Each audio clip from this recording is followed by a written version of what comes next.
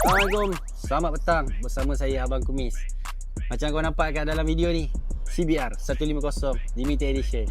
Berapa kos dan maintenance kalau kata kau nak jaga?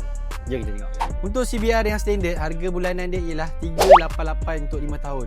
Untuk CBR yang special edition ni, harga bulanan dia dalam RM425 untuk 5 tahun. Untuk kos servis minyak hitam dia ni, sama je macam adik dia, RSX, dalam RM70 sebab dia pakai satu botol 1.2 liter. Okey lah kan? Untuk tangki minyak dia pula, dia menggunakan dalam 12 liter.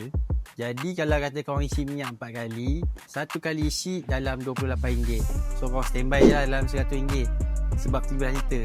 Okey lah, 300 km pun boleh jalan. Untuk insurans dia pula, sebulan.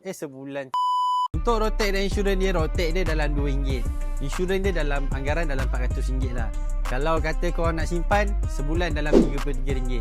Itu kalau kata kau nak bayar sebulan sekali lah. Tapi mana ada orang bayar rotek sebulan sekali? Setahun sekali. Untuk kiraan congakkan saya lah, congak tau, sebulan dalam RM500. Alah, murah je. Korang kan kaya. RM500 sebulan. Cincai lah. Okey kan? Oh, korang tanya warranty warranty nanti korang check sendiri lah. Kalau berminat nak dapatkan motor CBR 150 SE ni, korang tekan je DM kat bawah. Dan kalau nak yang warna standard pun kita ada. Okey?